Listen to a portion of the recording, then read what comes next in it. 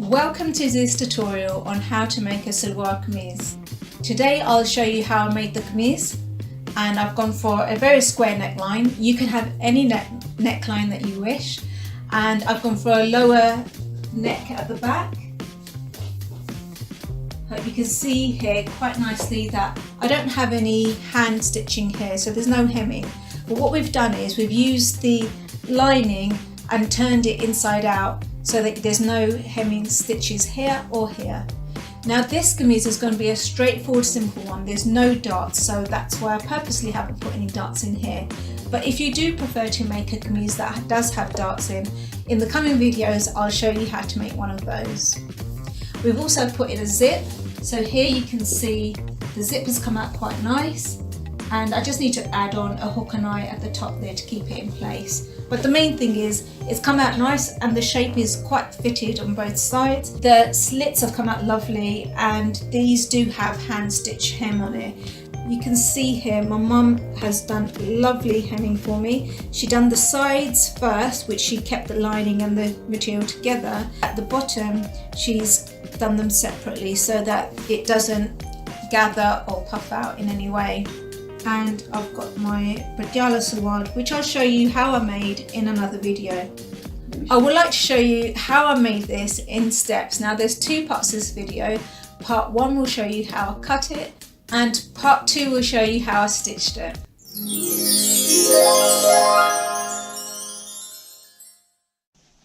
Welcome to this video. Today we're going to be making a kameez, a nice straightforward sleeveless fitted kameez that's not going to have too many darts and extra seams in it, just a nice smooth finish.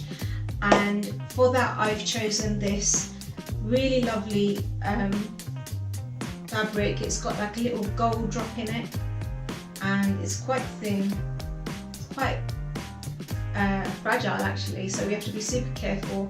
I've got some lining to go with that to give it that extra little bit of strength that it needs, and you're going to need a zip and some thread.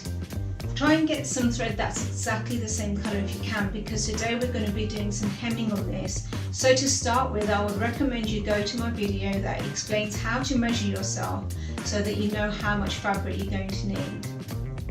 Also, I have one video about how to choose fabric, and it will really help you decide what fabric to use so that you don't go halfway through your project and realise that something's not suitable or something's gone wrong. So for example, the fabric that I'm choosing has this gold pearl drop and a little motif in the background. We're going to need to make sure that the back and the front of the kameez are straight upwards, that it's not slightly wonky because it would be really noticeable maybe along the neckline, whereas if it was a plain fabric you may not notice so much. So to start with, just check over your fabric. The one thing that I really noticed about the fabric that I'm using here is that I got the end of the roll again, which means that it's super creased just on this little portion of it. The remaining is fine.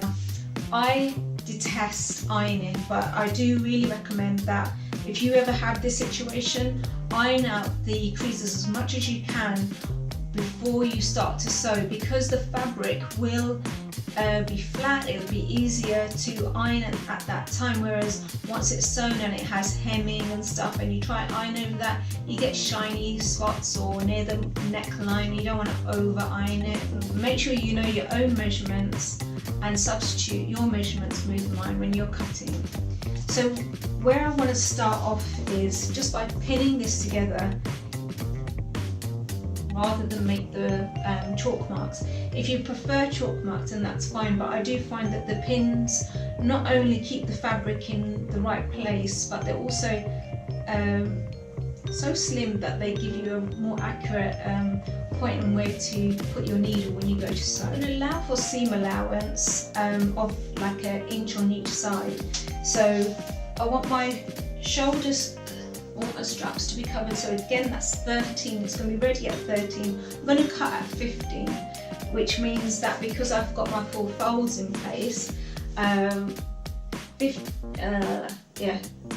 15 divided by 2 is 7.5.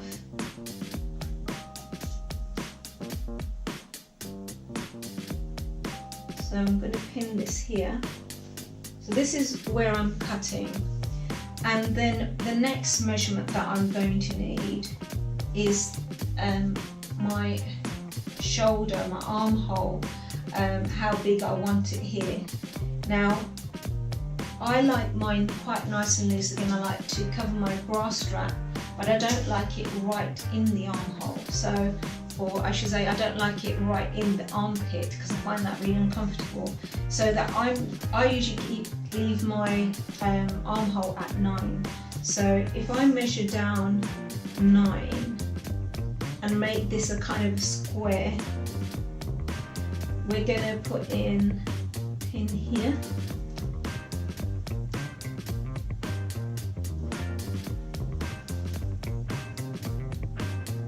And one across here. So with the seam allowance, we normally leave a little extra fabric so that you can sew and it gets smaller. With regards to the armhole, be careful because what you want to do is actually cut it smaller, and when you sew it becomes bigger. So you're not going to cut it bigger than 9, you're going to cut it smaller than 9. So even you can cut it on 8 or 8.5. I'm going to cut it 8.5, which would be here.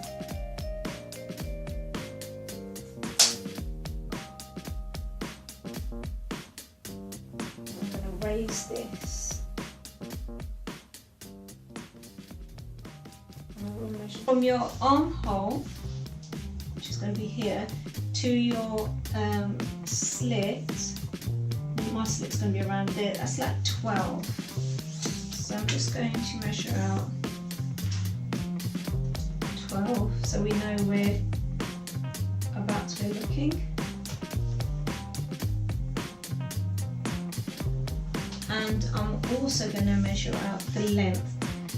So it's a good idea to keep the length of the fabric for your whole outfit as long as you can, if you have that luxury. So in this case I feel we do, because once I've measured out myself 36 here, I still have a good 6 or 7 inches there. Also, with regards to the neckline, I want to keep this one as square. So what I would do is just hold your tape measure to where you want it and how deep you want it. You normally do this diagonally. So I don't want it any deeper than 8.5 because it is going to be a square. So I can actually 8. So I might cut this on 7.5 because by cutting it smaller, the sewing will make it bigger. So I'm going to cut this on 7.5.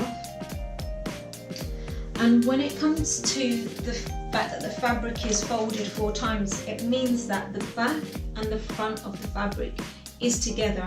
And if we cut it like this, you're cutting your back neck at the same time. Now the good thing is my back neck, I normally keep a little bit deeper than the front neck. So I can actually do that. Now if you prefer to have a really small round neck at the back, I don't suggest this. So it's a good idea to separate just before you cut your neckline so that you're not cutting the back neck too deep. And then the other thing is the width of the neckline. So I never normally cut a neckline wider than 6 because it will start to go astray. It's always a good idea to cut at 6, and you can always sew it so that it's wider, and again you can trim the extra fabric after. So I'm going to mark this in at 6.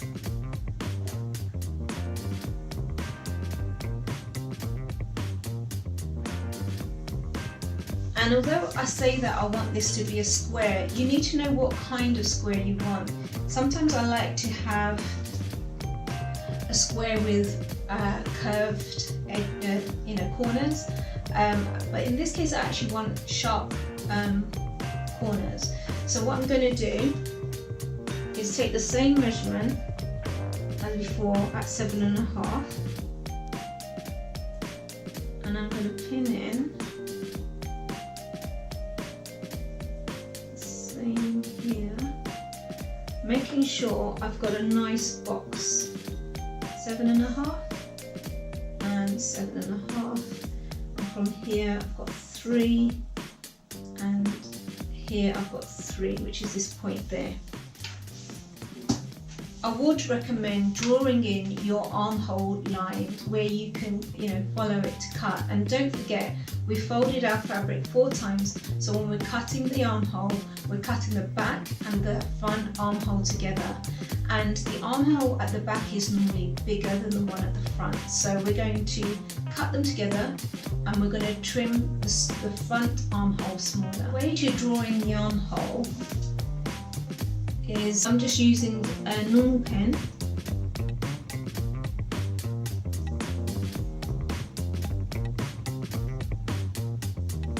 and I'm just drawing in my armhole line, right? And once you've drawn in your armhole, if you're using your hand in the same position as I am, you should find this quite nice and easy, just to draw in a curve here. And if this curve is giving you, like I say, 1.5 inches difference, that's going to be good. So yeah, that's like 1.5 inches difference. So that's good.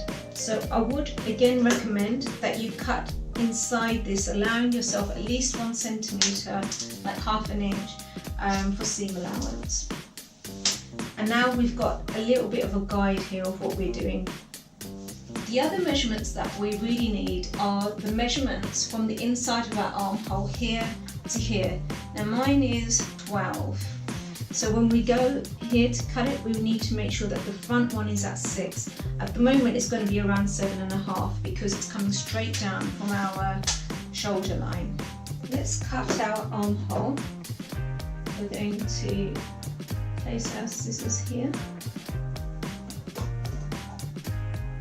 And we're cutting straight down.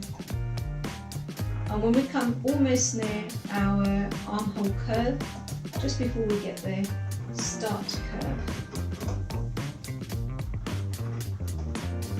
If you're not confident on cutting a curve like this, it is a good idea to just practice that on some fabric. Now with regards to the neckline, I'm aiming for this here, and I'm placing my scissors here.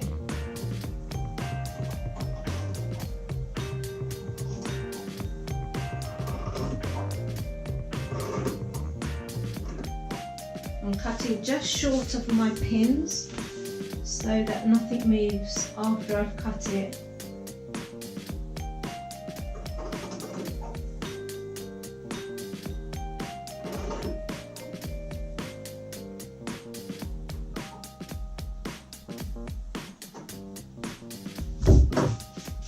We can give this a little shaping. I won't give it too much of a shaping at this point.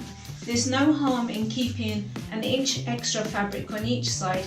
Not only does it give it strength, but if ever you needed to adjust that and make it slightly bigger, more comfortable, you've got the leeway to do it. What you do is, so I'm going to just slightly curve in here.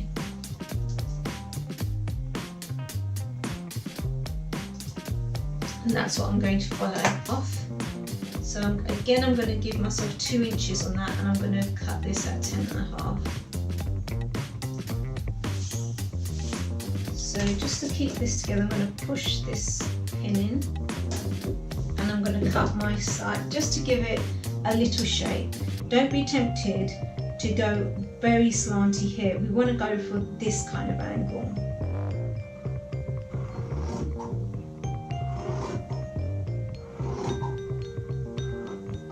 And then start to curve outwards. If you want a tip on how to cut straight, if you put your scissors here at the front point and just cut forward, you know that is going to be a straight line because your scissors can't go wonky in that place. So always bring your scissor line to the edge and cut ahead like this. And you'll be, you know, halfway there. Remove all your pins.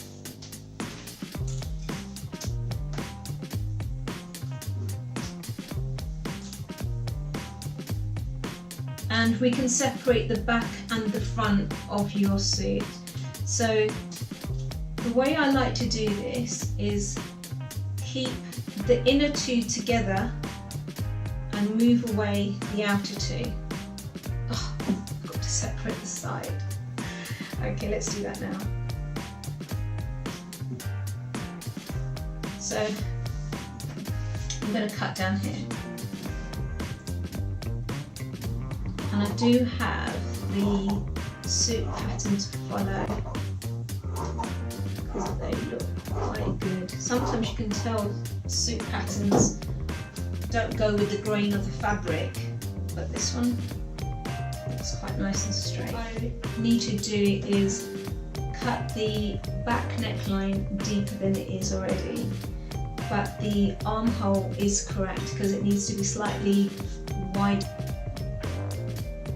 I'm pinning this down so that the fabric doesn't move when I'm cutting. And I know that I want to cut the back neck at 8 inches.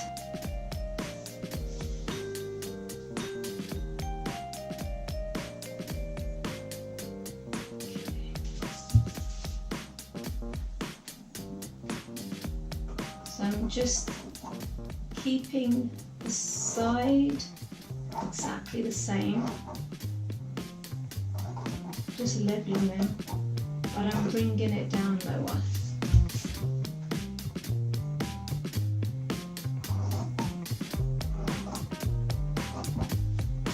So I'm happy that I've cut the back, everything's been done, and we just need to bring the front of our suit back and make the front armholes the correct measurement. So here you can see that it's quite symmetrical at the moment with the holes at the side and at the bottom, so that's so nice that that's worked out well. What we want to do is fold our fabric over again. We can just place this as it was.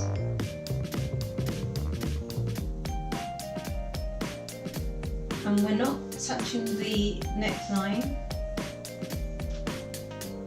We're just going to trim a little bit off the armhole. My inner my armhole measurement from here to here is usually 12, so yeah, 12. And if I measure that from the fold, that would be here at 6. Now I'm going to maybe cut at 6.5. We're going to blend it in to what we have here, like this. Looks like I've actually made marks on the front of my outfit.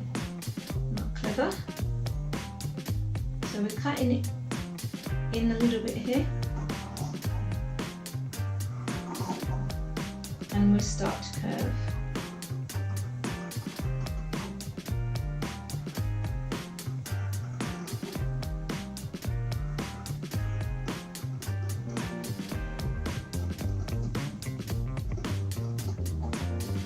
Imagine if we sew our neckline and our shoulder, and then we turn the fabric inside out. What we've immediately done is we've hemmed our armhole and our neckline. So all we would need to do is join our outfit at the shoulder and the side, and our outfit is almost ready. You want to half your fabric, so you can see. Here you can cut your fabric. Let's just move that away. Now some people actually rip the fabric, and this fabric is one that you can rip, but okay, let's try it. Let's see how it would work.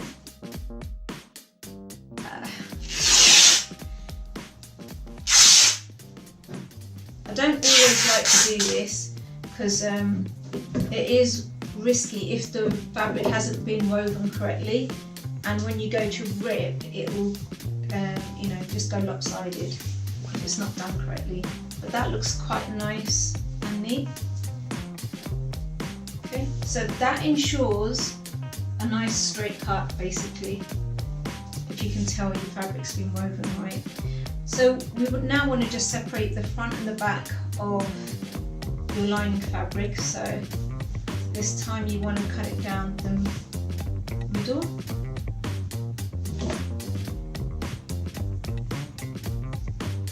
But the fabric will probably not tear this way because of the way it's been woven. Yeah, I'll show you. Can you see what it's doing? It's kind of pulling and stuff. So I will definitely cut when you're cutting down the middle of the fabric rather than do that. It's, you know, it's not nice when it's just done. Enough material, we can easily cut from there. And I had ironed it double, so you can see the iron crease. I'm just following the iron crease.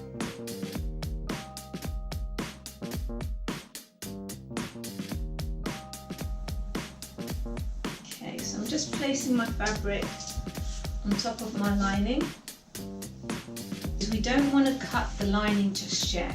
We want to pin the fabric to the lining, sew it down and then cut, because it will give us more strength and it won't move around near the neckline.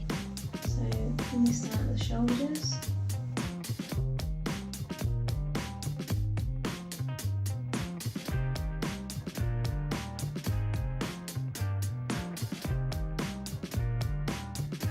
And you can take this over to the sewing machine and sew them together.